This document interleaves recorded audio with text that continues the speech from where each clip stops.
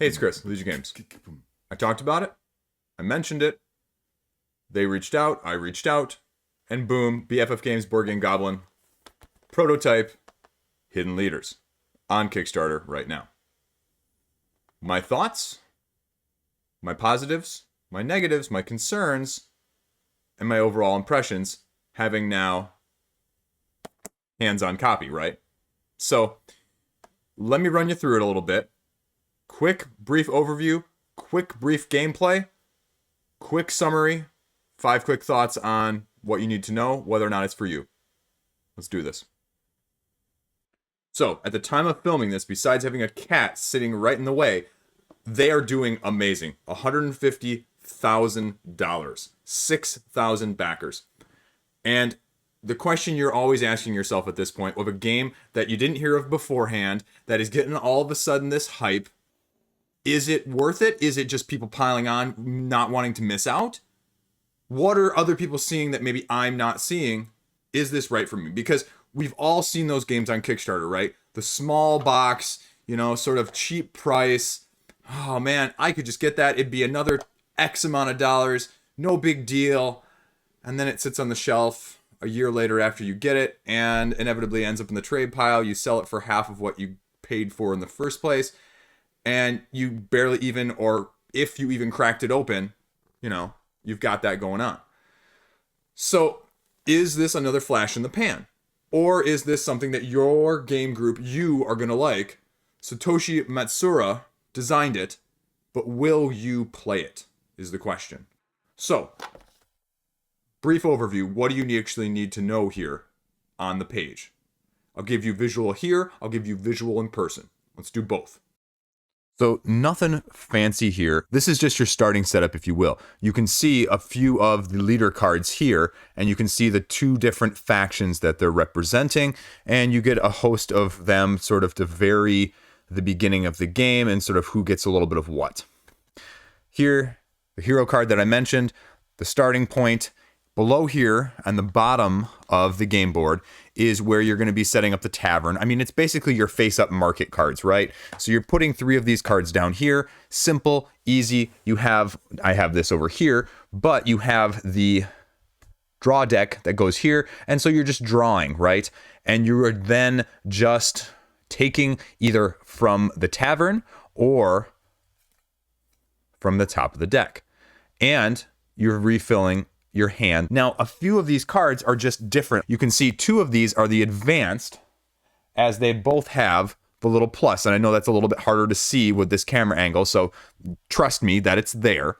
But you can see a little bit of just the simpler ones too, that I'll give you an example of in this case. So this one, I honestly, some of the other stuff is the names of these. I like the whimsy. It was sort of like you went onto Google and found the combination, those things of, if your name begins in this month or you're born in this year, put these 2 together. And I mean, that's what it reminds me of. Here's Curious Cat Lover. You can see it's +1 red. Draw a card from a hand of somebody else and put it into your face down party. The blue card, again, your bludgeoning blowfish, if you will. +1 red or -1 green. Turn around one of the face down of another character, or just look at one. Now this one, again, it's just another symbology. And so there's only 7 symbols. So it's really straightforward. And most of them are just, you can glance at, and, oh, that's the player one, or, oh, that's the hand one. That's the face down one. That's the face up one. So this one is playing the ability of whatever is on top of the kill deck, because you have a kill deck and you have a discard deck. And so this, in this case, is the deceased emperor if there's nothing else there. And last but not least, the resilient rear guard, +1 to the green, draw 1 hand card from another player and put it into your face down party.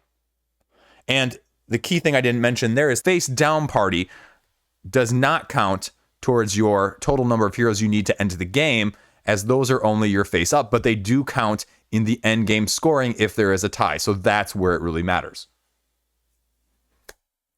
Otherwise, all you're doing is you're playing a card. We'll move this aside a second. So you're looking at your hand of 3 cards. You're choosing one. You're saying, okay, here's an advanced one, minus X, where X is the number of green in their party face up. Okay, well, they have 3 green face up. I'm moving green 1, 2, 3 back. There you go. You can see that blue area down here, the black area down here, and this is the area where black wins if they're both here. Otherwise, if they're separated or whoever's in the lead or if they're close, those are the other conditions. It's straightforward. There's not a lot of nuance there in a good way. Now, it says more than a deduction game here. Honestly, a couple times playing it through, I think there was less deduction and more just how can I manipulate. It is more of a manipulation game, if you will. Player count matters. If you're not familiar with what this game is at all, let me give you the Cliff Notes version if you're old enough to remember Cliff Notes. Scrolling down here, this is what you need to know. Hidden objectives, a little bit of tug of war. There's some deduction. I think it's less than what you would actually say as a true style deduction, purely deductive reasoning sort of thing. Hand management, definitely. Tableau building, to a lesser extent. Take that, definitely. Now, if you like that, of what I just said it was more of and less of, that right there is point number 1. Because if you're looking for more deduction, if you're looking for more tableau building, if you're looking for less take that, this game is not going to appeal to you.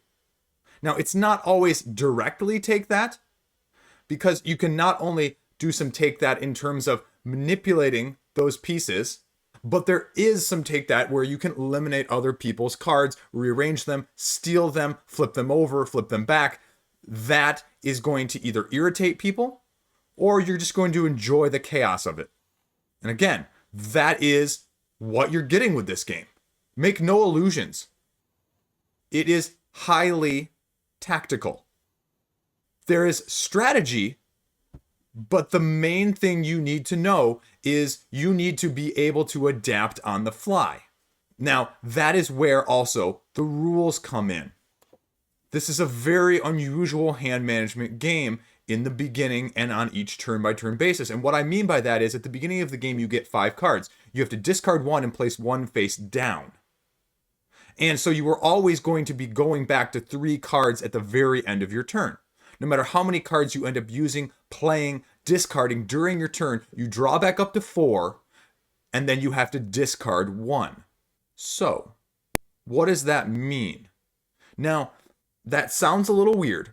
It is not the easiest thing to wrap your head around when you're playing it for the first time.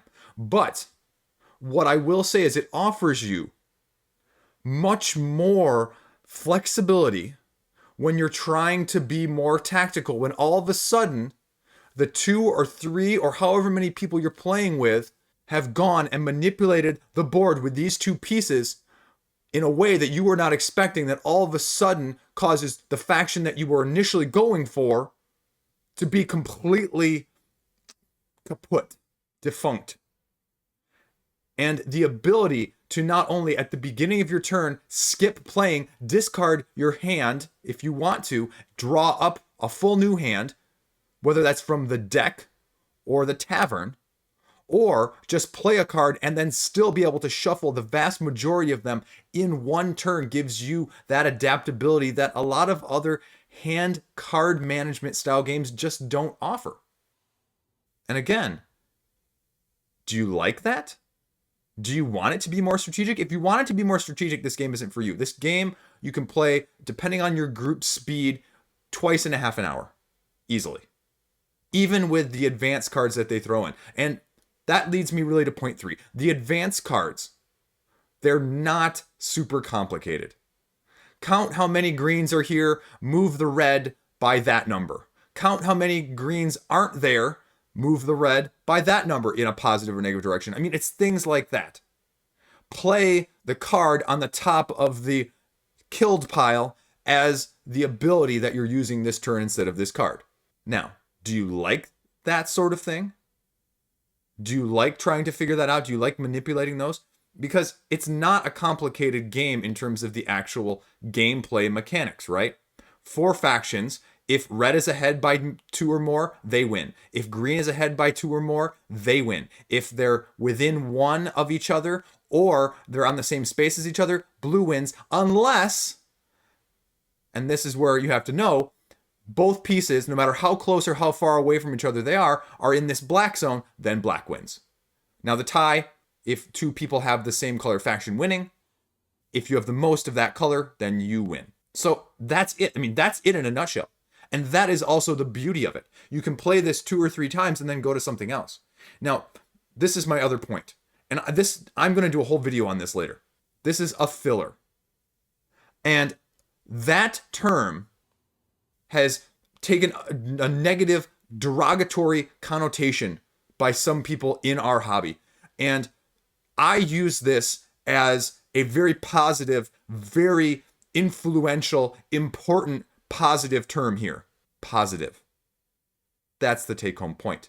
Because I like games like this. Because as we talk about what brings us joy, what matters, it matters if you can get it to the table. And I can tell you right now with this, I can get this to the table. I can play it with any of my game group, any of my family, not the kids, they're a little too young yet, but maybe without the advanced cards. But the low overhead, the flexibility of it, the ease of the learning curve, but still offering a highly tactical situation. And I like games that I enjoy, that I like being able to play more of. And it's a great game to give people a little bit of nuance, something besides love letter. Now, previously, last point here, I compared it to Oriflamme. It's not Oriflamme. It's not. It still rings in my head, Oriflamme, but Oriflamme is very card on the table, secret agenda. This is less secret agenda because after 3 or 4 rounds, people start to show their hand. They have a majority of 1 card or 2 cards, and so you can sort of guess a little bit with just a slight amount of deduction what 1 or 2 they're going for, because when they're positioning it versus what cards they have, they're going to show their hand. So the deduction element is definitely less, but it's still there. One thing I would like to see different, and I believe we're playing this correctly, but in the first game that we played, I did not realize that when you have cards face down, when you flip them up, you do not do their special powers. Now, personally, I think that would add a whole nother depth, complexity, but maybe it would just throw the balance completely off to be able to flip those cards up and always have those powers go off. Because in the first game I played, I did not realize that that was a rule.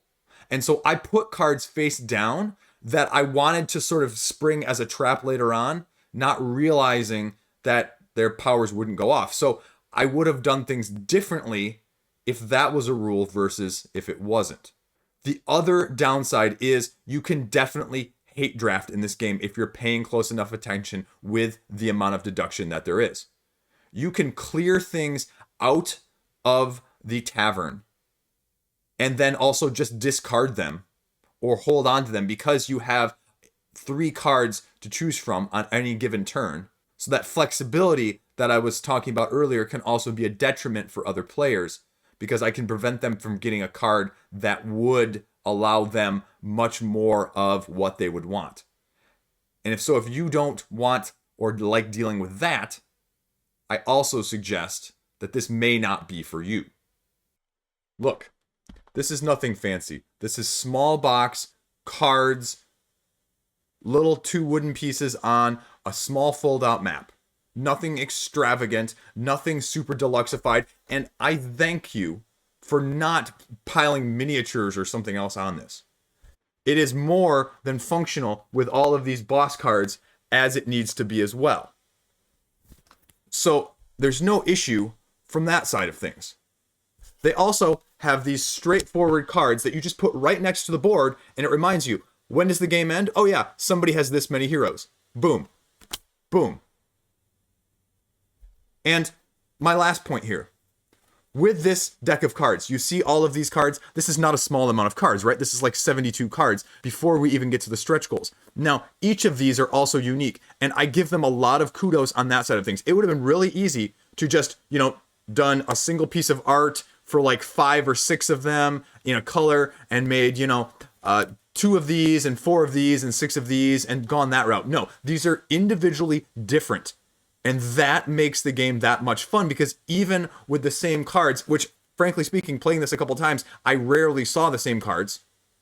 It gives it just that much more of a game when you're having or being able to play it 2, 3, 4 times in an hour, right? So that you're not playing the same thing. I mean, yes, we like Love Letter in the sense that and there's a little bit of a meta, but this is just variability.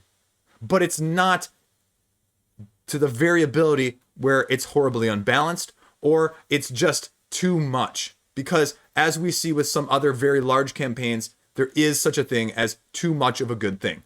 You know what I'm talking about. So, what do I think of this? I think this is a great card game to throw on your shelf, to be able to pull out, play 2 or 3 of these, or mix it in with 2 or 3 other card games in an hour, and you'll be very happy with it. People will like it if they like everything that I've said. Now, if you don't like chaos, if you don't like highly tactical, being highly adaptable, or having to adapt on the fly, you're not going to like this. Pass. But if that is your ilk, I like it. It's going to hit the table. It's fun. That's why this would be in my collection. And that is Hidden Leaders. BFF Games, Board Game Goblins. Check it out if that appeals to you. As always, thank you for watching. Thank you for listening to my rambling. Show these guys some support if it's of interest to you. As always, though, keep playing, have fun. See you around. Stay classy.